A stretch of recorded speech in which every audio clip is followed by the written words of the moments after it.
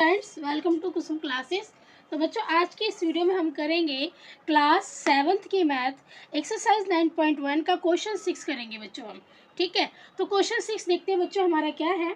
Question 6 हमारा कहता है कि डी एल और बी एम, ये डी एल और बी एम एक समांतर चतुर्भुज ए बी सी डी की क्रमशः भुजा ए बी और ए डी पर क्या है, ये लंब है। ठीक है, क्वेश्चन ने क्या बोला बच्चों कि डी एल और बी एम ये क्रमशः भुजा ए बी और ए डी पर दोनों लंब हैं।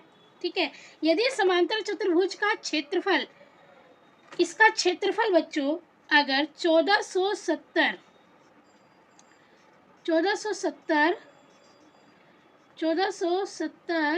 सेंटीमीटर स्क्वायर है, तो सेंटीमीटर स्क्वायर है, मतलब बताया है कि जो इसका क्षेत्रफल है ना समांतर चतुर्भुज का, वो इतना 1470 सेंटीमीटर स्क्वायर है। और ए बी जो है हमारी 35 सेंटीमीटर है और ए डी जो है हमारी 49 सेंटीमीटर है। तो बी एम और डी एल हमें इस क्वेश्चन में निकालना है कि बी एम और डी एल की क्या लंबाई होगी। ठीक है बच्चों, तो चलिए देखते हैं इस क्वेश्चन को किस तरीके से हमें करना है। ठीक है बच्चों,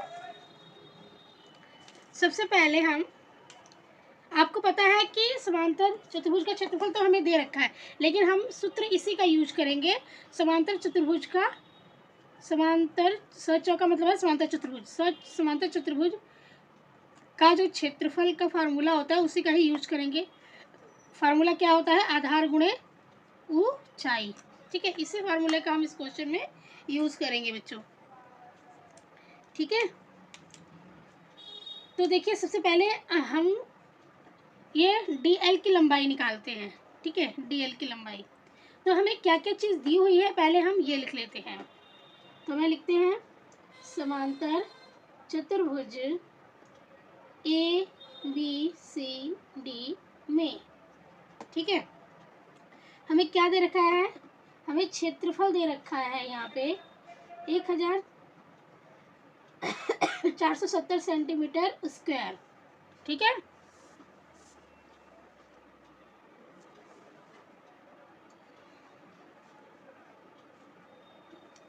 हमें क्या दे रखा है बच्चों,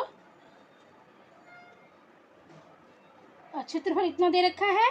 और जो ये ए बी भुजा है, ए बी जो भुजा है वो हमें 35 सेंटीमीटर दे रखा है।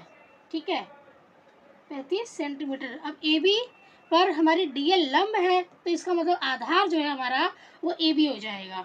ठीक है, अब डी एल हमें निकालना है इस क्वेश्चन में, डी एल, और डी एल हमें निकालना है, डी एल हमें नहीं दे रखा है। ठीक है, तो चलिए इस क्वेश्चन को हम करते हैं। हम यहाँ पे लिखेंगे कि समांतर चतुर्भुज का क्षेत्रफल, या ए बी सी डी भी लिख सकते हैं। समांतर चतुर्भुज ए बी सी डी का क्षेत्रफल, ए बी सी डी का क्षेत्रफल, इस तरीके से भी आप लिख सकते हो। क्षेत्रफल है आधार गुणे ऊंचाई। ठीक है, अब देखिए इसमें क्षेत्रफल हमारा कितना दिया हुआ है, 1000, क्षेत्रफल के नीचे क्षेत्रफल लिख देंगे, 1470 सेंटीमीटर स्क्वायर हमें ये दिया हुआ है क्षेत्रफल। ठीक है बच्चों,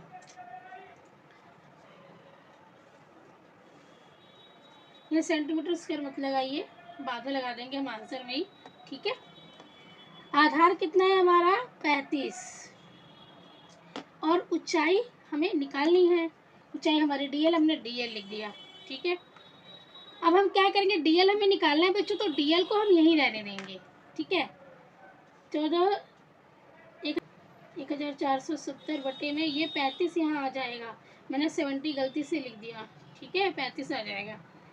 तो देखिए ये कैसे कटेगा, अब तो 0 से 0 नहीं कर सकता, तो 5 सत्ते 35, और 5 से हम भाग देते हैं इसको 1470 को, तो 5 दूनी 10, 4 7, 5 सत्ते 35, 5 अठे 40, 5 नीम 45, 5 नीम 45। ठीक है, 7 में से 5 गया 2, यहाँ हो गया 0, ऊपर से उतारा 0, 5 चौके 20। इसका मतलब है कि 5 से अगर हम इसको भाग देते हैं तो हमारा कितना आ जाएगा 294। ठीक है, 294 आ जाएगा बच्चों। अब हम 7 से इसको कर देंगे, 7 से हम भाग देते हैं अगर 294 को, तो देखिए 7 कम 7, 7 दूनी 7 चौके 28 हो जाएगा। बचेगा यहाँ पर 1, ऊपर से उतारा 4, 7 दूनी 14। ठीक है, 7 दूनी 14, 28 हो गया। कितना आया 42 आया है। तो 7 एकम 7 और 42 बार में ये कट जाएगा तो 42 आ जाएगा। तो डीएल हमारा कितना आया है 42 आ गया बच्चों।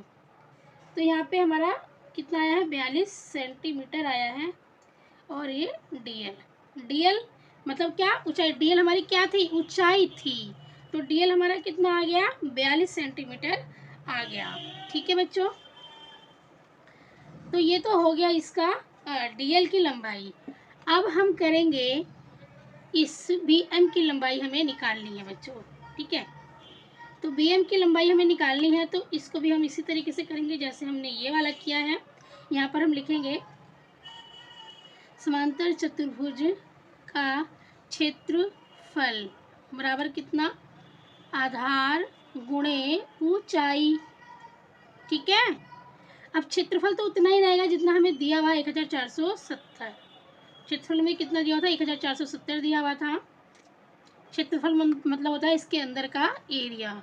ठीक है, ये हमारा क्षेत्रफल है, कंफ्यूज नहीं होना है, ये हमारा क्षेत्रफल है। तो क्षेत्रफल हमारा है 1470 बराबर में आधार इसमें यहाँ पर कितना है बच्चों 49। अब हम ये वाली भुजा निकाल रहे हैं ना, बीएम निकाल रहे हैं हम। ठीक है, तो आधार हमारा कितना है 49 है, क्योंकि इस शीर्ष से इस भुजा पर लंब है तो आधार हमारा यही हो गया। ठीक है, तो आधार हमारा 49 इंटू ऊंचाई हमारा बीएम है, तो हम बीएम लिख देंगे। ठीक है, हम बीएम का बीएम लिख देंगे। फिर 1470, अब यहाँ देखिए हमें बीएम निकालना है, तो बीएम को तो हम यही रहने देंगे। 49 हमारा इसके साथ गुणा में है, तो इसको हम बटे में ले आएंगे। ठीक है, 49 हमने क्या किया बटे में ले आए, इज इक्वल टू बीएम। अब देखिए इसको हम ऊपर नीचे काटेंगे।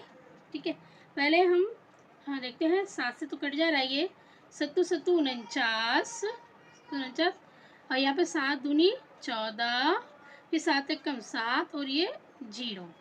ठीक है, अब देखिए दोबारा 7 से कट जा रहा है ये 7 एकम 7, 7 दिए 21 और ये 0। ठीक है, ये दोबारा 7 के टेबल से कटेगा। ठीक है बच्चों, तो ये बीएम जो है हमारा कितना आ गया 30 सेंटीमीटर। यहाँ कितना बच रहा है 3 सेंटीमीटर बचा, यहाँ पे 30 सेंटीमीटर बराबर कौन सी भुजा आई है ये बीएम, मतलब कि हमारी ये जो ऊंचाई है, जो हमारी ये ऊंचाई आई है वो कितनी आई है 30 सेंटीमीटर। ठीक है, तो जो एक आंसर है बच्चों वो कितना आया है 42 सेंटीमीटर। जो हमारी ये वाली ऊंचाई थी डीएल वाली, डीएल ये आया है हमारा 42, और जो बीएम वाली ऊंचाई थी वो हमारा आया है 30 सेंटीमीटर। ठीक है बच्चों, तो बच्चों उम्मीद करती हूँ कि आपको यह आंसर बहुत अच्छे से क्लियर हो गया होगा।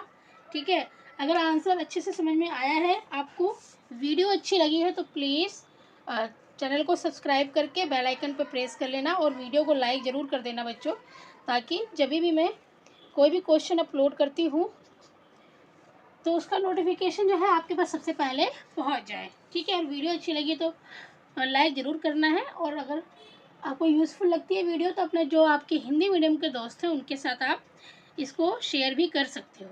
ठीक है बच्चों, और एक चीज़ याद रखिए, मैथ जो है, मैथ ऐसा सब्जेक्ट है जो प्रैक्टिस मांगता है। आप जितनी ज़्यादा प्रैक्टिस करोगे उतना ज़्यादा आपको मैथ आएगा। ठीक है, ये नहीं करना है कि एक बार कर लिया और छोड़ दिया, नहीं, इसको आप रिवीजन, मैथ की रिवीजन करते रहिए। ठीक है, हर 2-4 दिन पे इसको रिवाइज करते रहिए, तो आपको ये बहुत अच्छे से आ जाएगा और याद भी रहेगा।